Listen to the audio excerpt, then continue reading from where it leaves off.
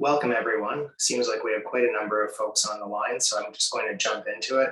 Welcome to our session today on Beneath the Surface, Technology-Driven Systemic Risks, and Continued Need for Innovation in Financial Services. I'm Rob Golaski, Vice Chair and Deputy Global Leader of Financial Services at Deloitte. I'll be your host today. One of the privileges that I have, in addition to my core job at Deloitte, is serving as advisor to the World Economic Forum on the future of financial services. And today we will hear from an accomplished lineup of speakers and panelists who have all participated in the production of the latest collaboration between Deloitte and the World Economic Forum. So our conversation today will be broken into two main parts. First, I will moderate a discussion with our panelists, and we'll focus on two sides of this problem. First, the most important technology-driven systemic risks facing financial institutions today.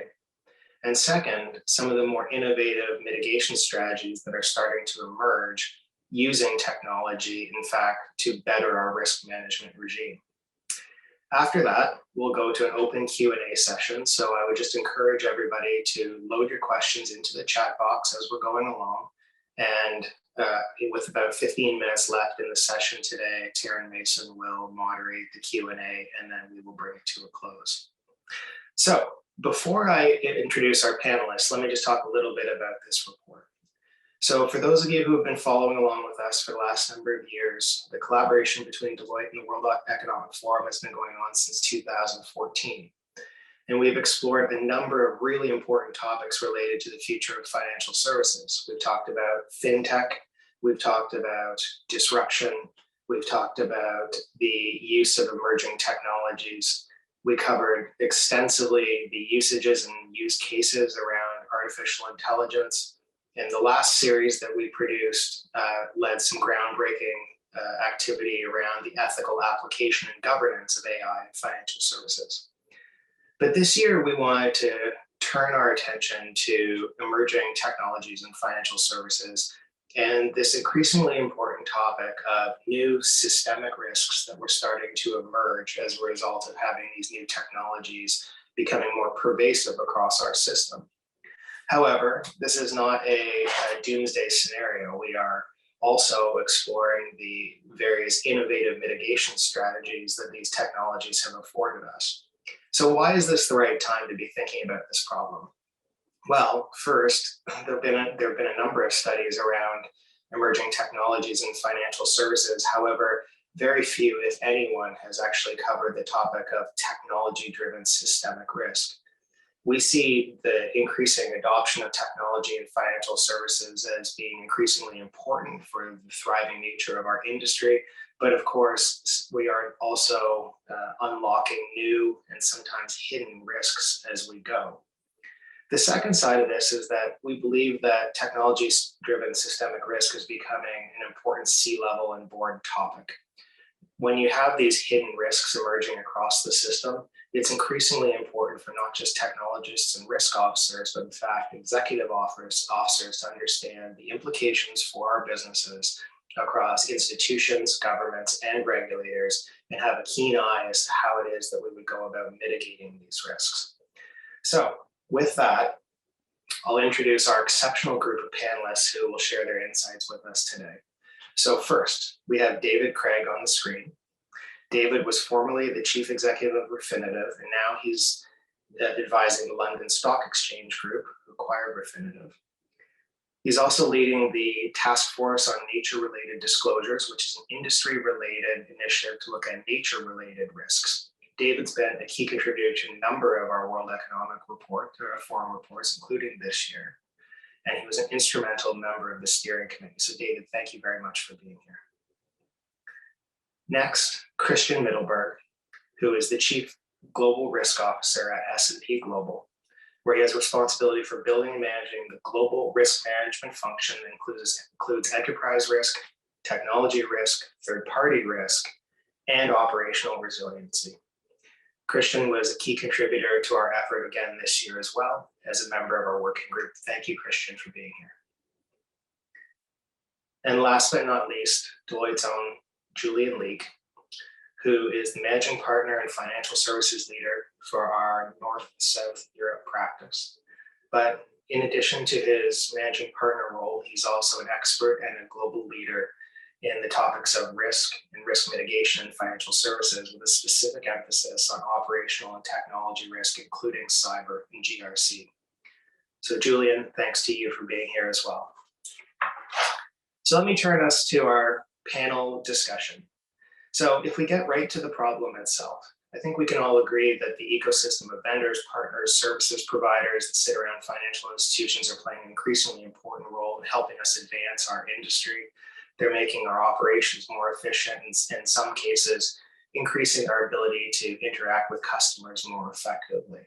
At the same time, you have some markets, some capabilities such as cloud computing, which are changing the competitive dynamics and causing financial institutions to become increasingly reliant on a much smaller group, a much more concentrated group of players across the industry, which have the potential to have isolated risks grow and propagate across the industry. So with that, David, I'm going to come to you first, if you don't mind.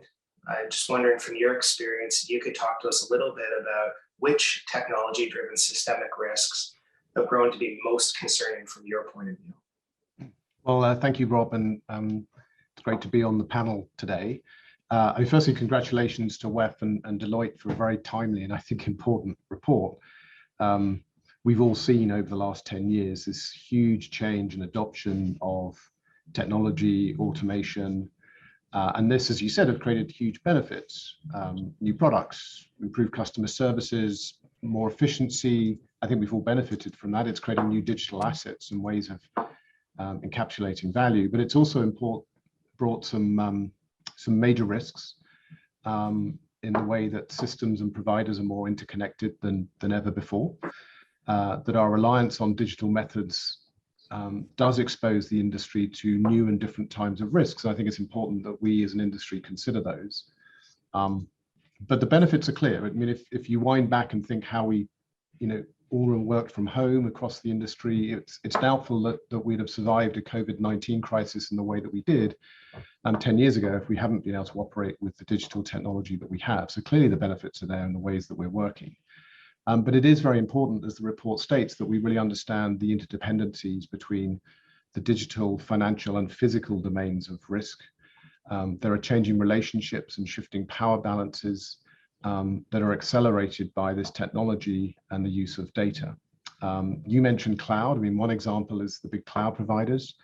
What was a data storage and compute type outsourcing arrangement maybe 10 years ago has evolved into the big technology firms, in some ways becoming not just an enabler, but a controller of financial ecosystems, controlling data and processing. And we're seeing financial services outsource what was particularly important, the crown jewels of their operations, which is the data and the analytics, at a time when that data has become really, really an important asset. And when also governments want to impose more controls and restrictions. There are around 90 or so, at least, data privacy regimes, including not just Europe and the US, but now China and India.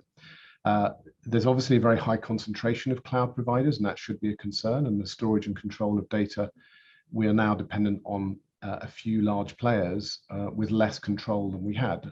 The industry is well aware of this, but are they as aware as they should be of the interconnectivity of those networks? That is something that needs focus.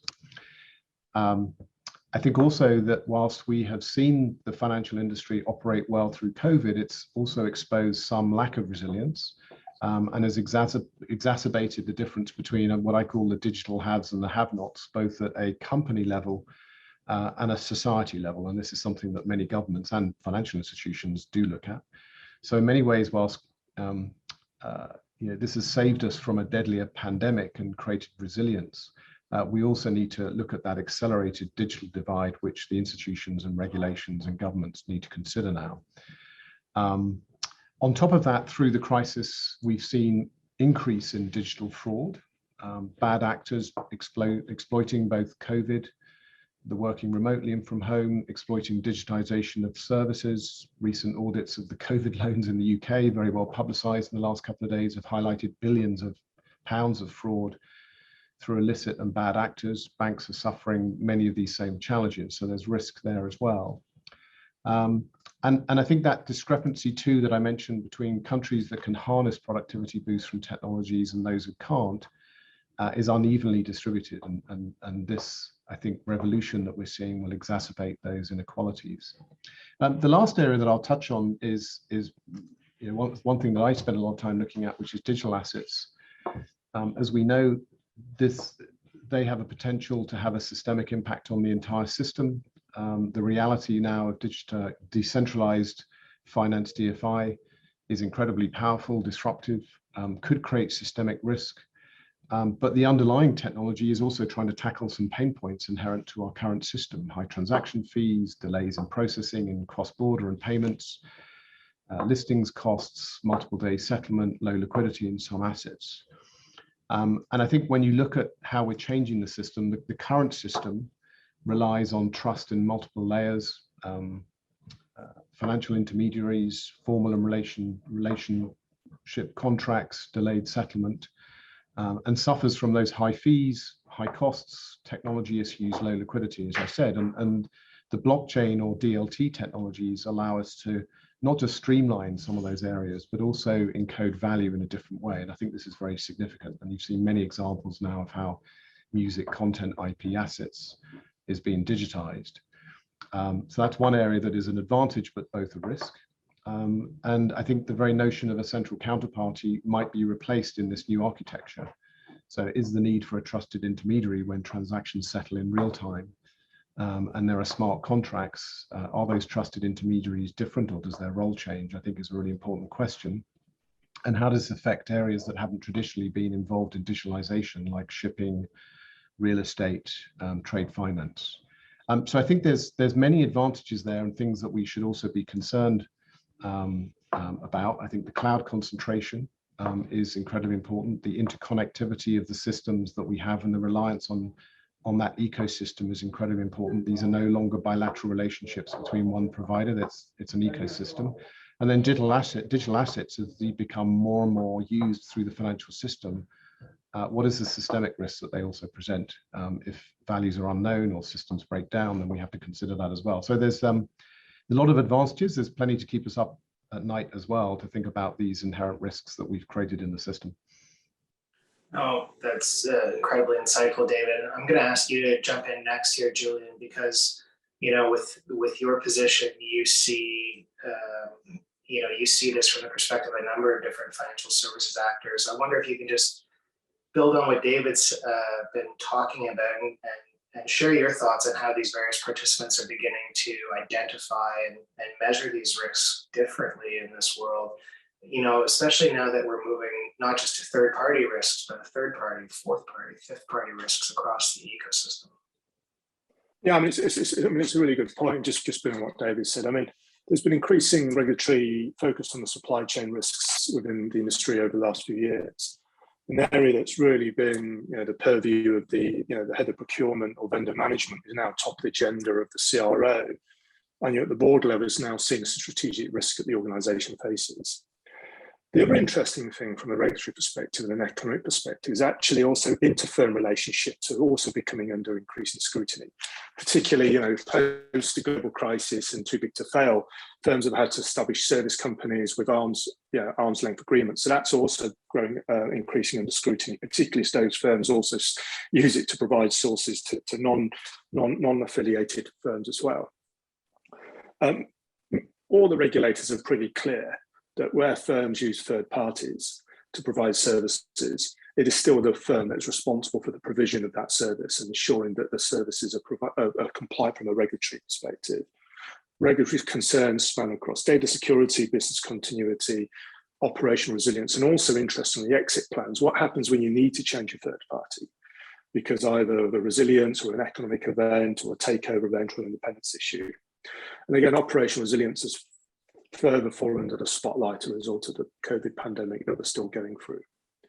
As ecosystems proliferate, particularly in the area of data and technology, what we call end party risk and the connectivity of the different providers and ecosystems has become really critical to understand and manage, particularly now that they also extend into the client-facing activities. We now have a lot more white labeling, Whereas before, a lot of the third party risk was in back office, suppliers custody. Now a lot of it's actually client facing, which can have a much more immediate impact on the client. Clients need continued support to understand their third party, to what we call end party risks in their ecosystems. And they need to be able to evidence to the regulators that they're appropriately managing and measuring and seeing what that risk is. However, today, the biggest challenge still facing firms is actually understanding the entirety of the third parties that they contract with.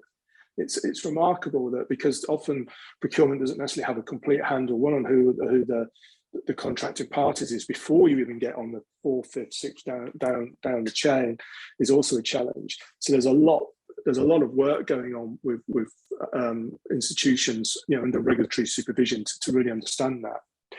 Now, that results in a lot of duplication, because often, back to the point you made, Rob, many institutions will be using the same third parties, whether it be cloud providers, back office providers, whatever.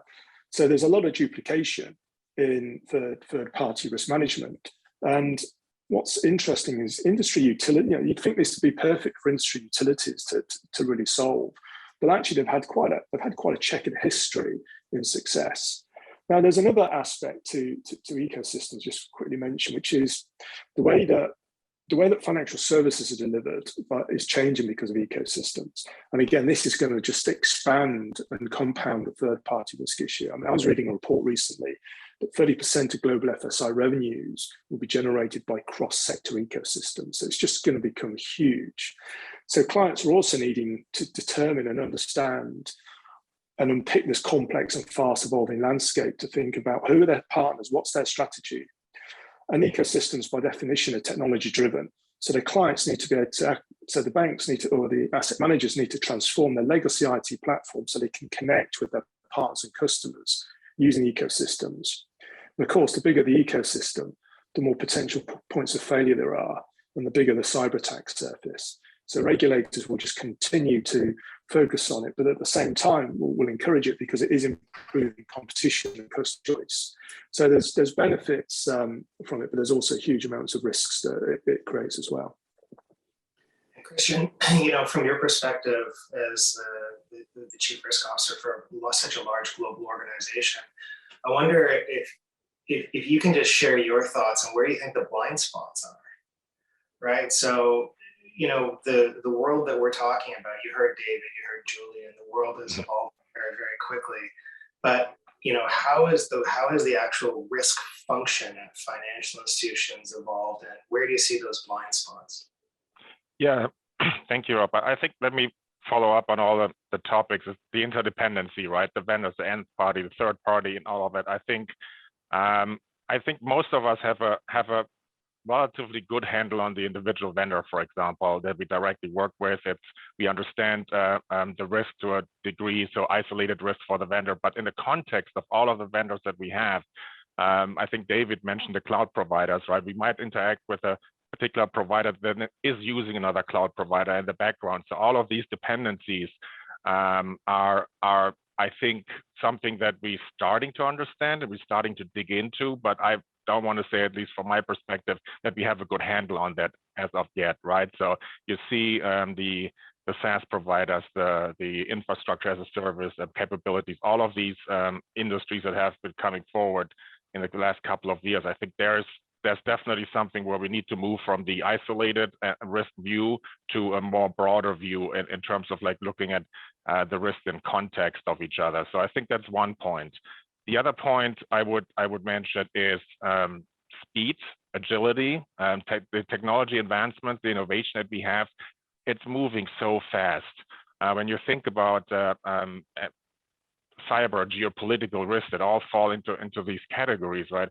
There was a time when this changed on a daily basis for some of these aspects, right? So and I think that's where our traditional tools that we have used are really were holding us back a little bit to react to these really quick changing environments, the agile environments that this innovation brings with it that we, I think, can do better. And then the last one is forward-looking, right? So forward-looking in terms of prevention, but also in detection of these risks that are in the ecosystem there.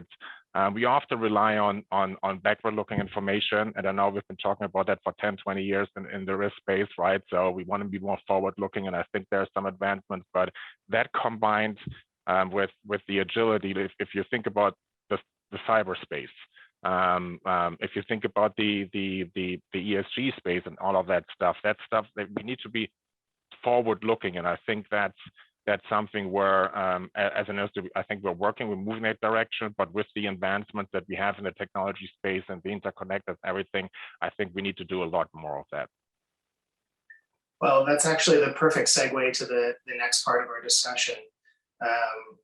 And potentially the more challenging part, which is how do you actually mitigate and prevent systemic risk? So in the report, one of the things that we covered was how the risk models of various organizations remain quite vulnerable actually to systemic shocks in one way or another. And this was particularly evident at the dawn of COVID-19, where the risk models of many financial institutions did not properly account for what was to come due to quite pervasive assumptions around future stability.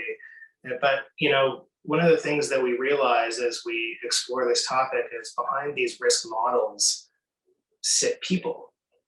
They're people who are embedding their own biases, worldview, perspectives, et cetera, into the way that we manage risk. So Christian, I'm actually going to stick with you if you don't mind.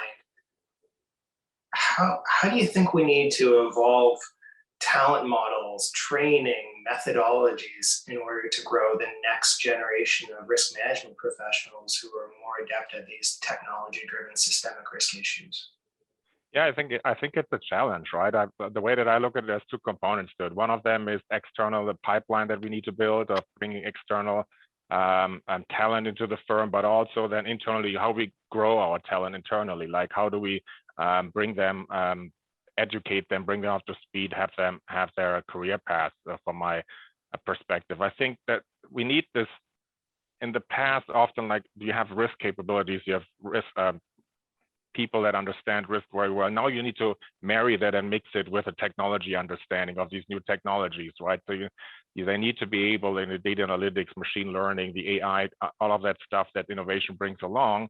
They need to be able to understand that, and so they can be valuable risk managers to the organization. But we also need people that really need to understand how to use these technologies so we can actually manage the risk better, right? So it's a little bit of both. You need to really identify, in addition to the risk skills and talent that you need to bring up, what you need to have the technology expertise so you understand it properly and build that over time. The other thing I think that I would say is that yes, there's a lot of focus on the technology and everything, but at least in my mind, you've got to make sure that the foundational elements of risk management, taxonomy, and all of these things, scenario analysis, all of some of the tools that also still is something that people understand. There is also, I think, in risk management, we becoming more and more a strategic kind of like function. We need more strategic thinkers, I think, from that perspective as well, that have a seat at the table when these strategic decisions are being made. We need people that really can think outside the box, make bold decisions, make bold recommendations there. I think that's critically important from my perspective. And then the last thing, in the internal career path, I've been in a couple of sessions in, for example, on the topic of ESG, right? So we also like, okay, where do we, it's a new discipline, relatively new. Where do we find these people? And it's very hard to find them outside. So what I'm doing and what a lot of other firms, I think, doing, growing them organically within the organization, right? Giving young talent an opportunity to grow in that, to grow with that space, to understand that space, and build those capabilities and those skills. I think that's another point that I think is critically important. Agreed. David, I'd be interested in getting your view on this topic. I think it's a rather evident conclusion that a global network will always be able to detect and neutralize threats better than individual actors. So talk to me from your perspective, how important are alliances and partnerships to enabling the safe sharing of data, especially risk-based data? And then I'd also be interested in, as you go and answer the question, just talking to me a little bit about how your organizations have been enabling that sharing. Yeah, and just listening to Julian and Christian there, and reflecting on the theme of the report, a lot of the theme of the report is we've gone from sort of one-to-one risk relationships to one-to-many, and therefore our exposure is with the ecosystem. And if you think, well, okay, so what should we do about that? Well, the answer is, as an industry, we have to ensure that we're managing risk through the ecosystem as well, so that we understand the risks that we might be exposed to, not from the one-to-one relationships, but the network of relationships that exists within that. And I think that is a call for government participants to both share risk and to share data.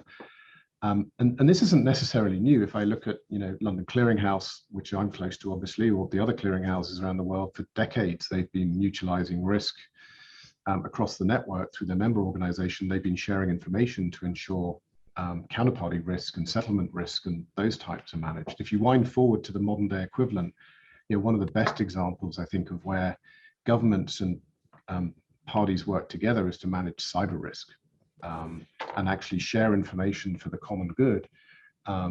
Is not something we do, but we use those technologies. But I think a very good example of where the network can come together and where one single actor doesn't know enough, but you combine the knowledge of several actors in the network, you can have much better understanding and confidence that you're managing, in this case, cyber risk.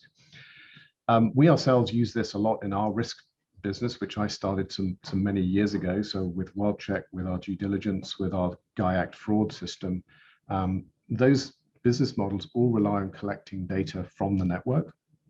Obviously, you have to do that with the constraints of data privacy, which is where those two things can sometimes clash, but you have to manage through that. But it's based on the idea that if you collectively have the knowledge across the network, you're more powerful than one node on its own. And I think in a world where ecosystem risk is much higher, those are the kind of models that we need more of. I was listening to Julian talk about supplier risk. I think there is a gap around supplier risk about, okay, so we're using cloud providers, but what are their providers and their providers using? I'll never forget, about 8 years ago, we had an issue where a excavator truck went through a cable on a railway line, and lo and behold, that cable wasn't just our primary resilience, it was our second and tertiary resilience, because all three providers had decided to use the same concrete duct. It was a great example of how something really simple, where we thought we had resilience, just blew up, and it was a major issue. And it's the kind of example that we have where we don't really understand the interdependencies in this modern world, and it's just got a lot larger. Where else do we do it? Actually, in WorldCheck, we rely on a lot of NGOs, for example, to collect information on financial crime, on human trafficking, on wildlife trafficking, like United for Wildlife, Global Sentry. And I think they play an important role, particularly when you come into these areas of human good. In my role with the TNFD, the Task Force for Nature-Related Disclosures, we will be working with dozens of the organizations that collect natural risk information that will help financial and corporates understand where they should be investing and not investing and how they should be doing it. So I think there's many good examples that are out there or are growing. I think the net result of this report is we need more of them, either commercial or voluntary or industry utilities. I think around supply chain, there's a real need in the technology space to address that one, because these models can be very successful if we can collaborate in a more effective way to make them work. And Julian, I wonder if you have any thoughts on that. I mean, it's certainly the case that, logically, a group of experts can come together and suggest that a collective framework would be more effective than individual approaches. However, it doesn't seem to be the case that we're moving in that direction, at least not quickly. What do you think the roadblocks are to a collective industry framework around data sharing? Well, I think it's very much around, if you look at things like financial crime and cyber, which probably the two real key ones, and then ESG, I think it's going to be the next big wave. First, climate risk, and then it's going to move into other things that more of the societal as opposed to the environmental aspects of ESG. We'll take just say financial crime, and just to put this in perspective, 2 to 5% of global GDP is laundered in the world, and only 1% of the illicit finance that flows through the EU Eurozone is actually intercepted. So that gives you a flavour of the challenge. If you look at, there has been regulations set out by the G20, the Financial Task Force, but the challenge is the implementation of the standards differs across jurisdictions, and the level of oversight and the impact and the sanctions for breaches varies. So money launderers will focus on those institutions, for example, which are the weakest, and those countries which have the weakest implementation. Yeah, and I think also in a lot of risk, a lot of it's compliant. At the moment, because of cost pressures and the way that sanctions are applied, we don't necessarily look at outcomes. David talked about being able to track fraud and things like wildlife tracking. That's focused on outcomes. The outcome is how do we prevent that? How do we stop that? At the moment, a lot of the regulations and a lot of the compliance is actually about being able to demonstrate you've actually done the compliance. It isn't focused on the outcome. And if you look at climate risk, there's a pretty serious outcome. It's a catastrophic outcome if we don't solve it. So we need to move from this threshold-based compliance model, which isn't achieving outcomes, to one where we're driving through a more effective outcome-based approach. And that requires, you're right, much more cooperation and standardization in terms of the implementation of regulations. And it'd be interesting to see how that happens, the next wave of financial crime, then into climate risk. But there are issues around data privacy. There's a big constraint.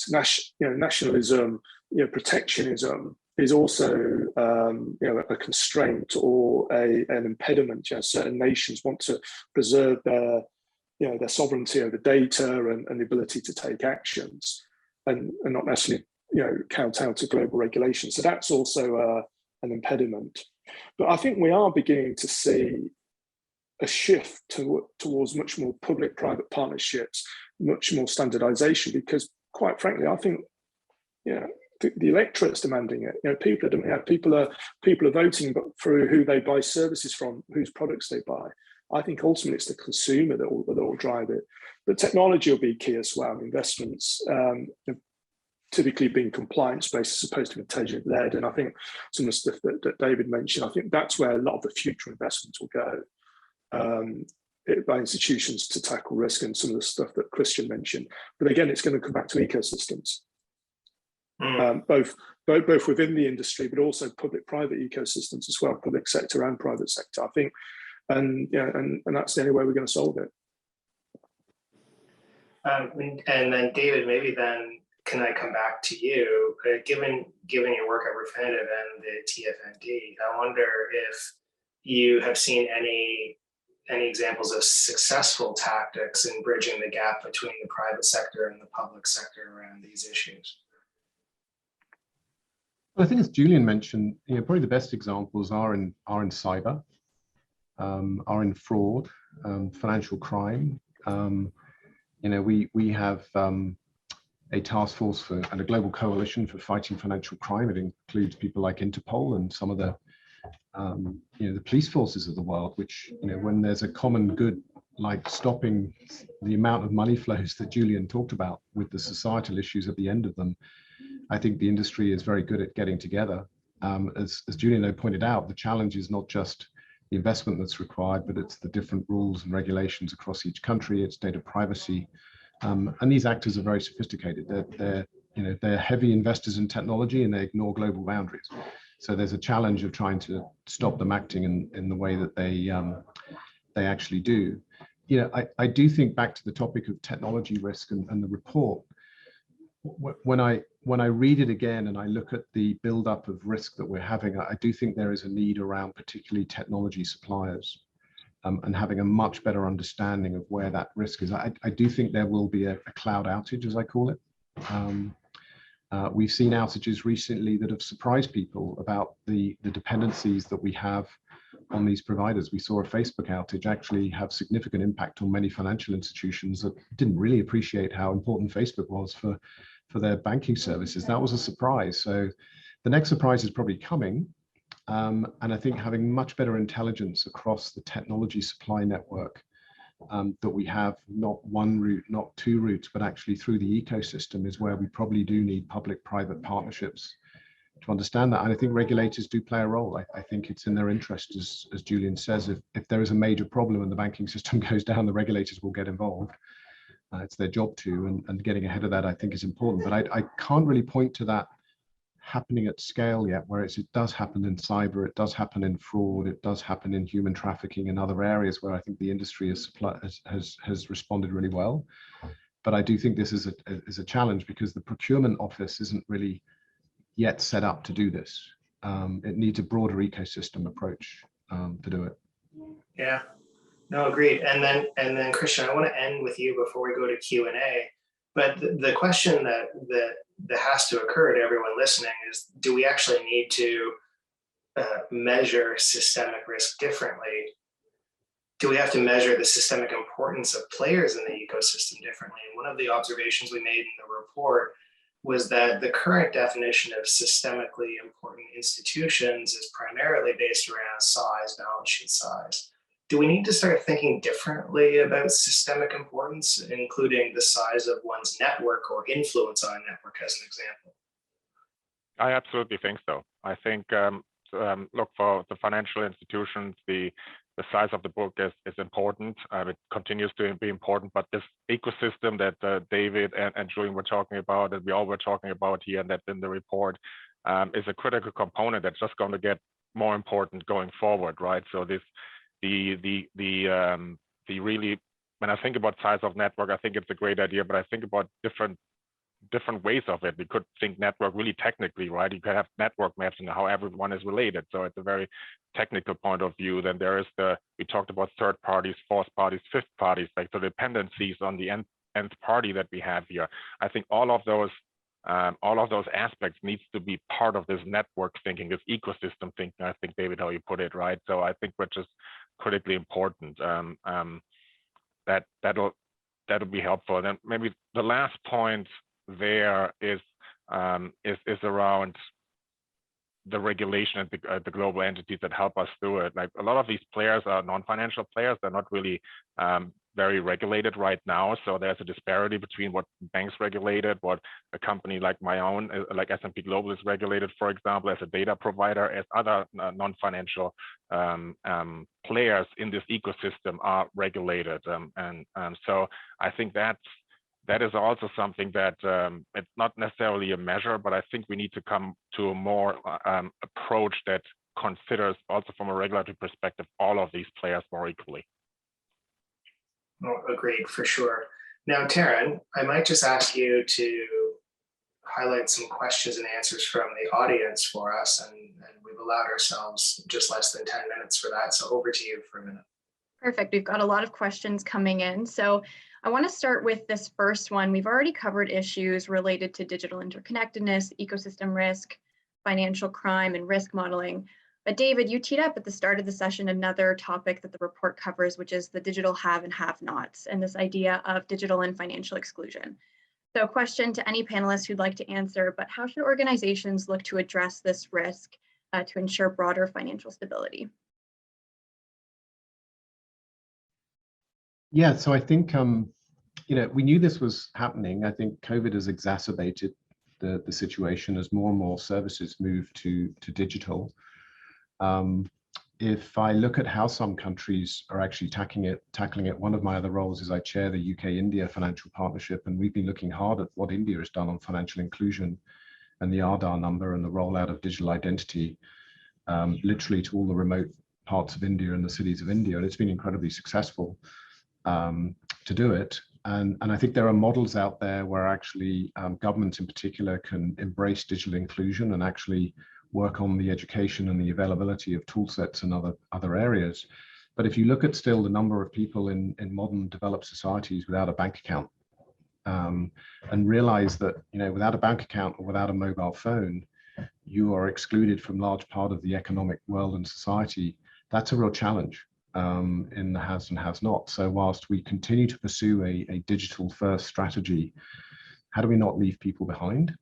how do we not leave companies behind, I think is a societal question and a bank question that needs to be resolved, because COVID is just accelerating that more and more than ever. I mean, I was just thinking the other day, you know, there was I using my phone as my second security device and getting access to banking and all the rest of it. And you know, the old adage, what do I rather lose now, my wallet or my phone? Well, it's clear the phone wins that. It's been winning for a long time, but without even mobile access and that kind of network connectivity, many of our banking systems are now not accessible. What does that mean from a systemic risk and access point of view? And what does it mean from a societal point of view? I think is a really important question for us to try and address. And ironically, you know, countries like India have actually embraced this, and there's lots of learning for us in places like the UK, US, and Canada on some of these topics. Awesome, that was great. For the sake of time, I'm going to move to the next question. So how can institutions better source data to predict what is thought of as an unknown, especially since random events like floods, pandemics are becoming the new normal? So I maybe just open up some suggestions and ideas. I mean, ironically, this is a question or a topic that's actually often comes up in many conversations with CROs, because this is what actually keeps them awake at night. It's the Donald Rumsfeld unknown unknowns, as it were. One of the things that we're beginning to see a trend is actually just, and again, this comes back to technology and ecosystems, it's just a huge amount of information and data mining. And this is very much focused less about looking at what's happened in my own institution, you know, whether it be risk or access rights, whatever, but actually looking at what's going on environmentally, geopolitically, physically, you know, what's going on in the Twitter sphere or whatever, and trying to draw from that what is actually happening.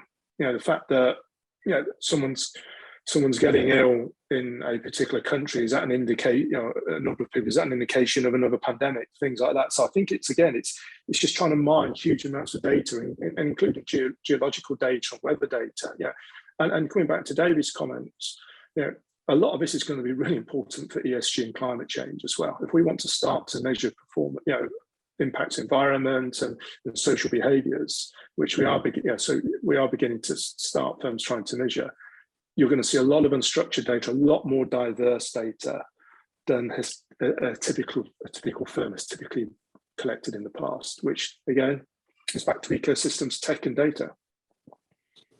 Maybe one more point what comes to mind is scenario analysis from my point of view.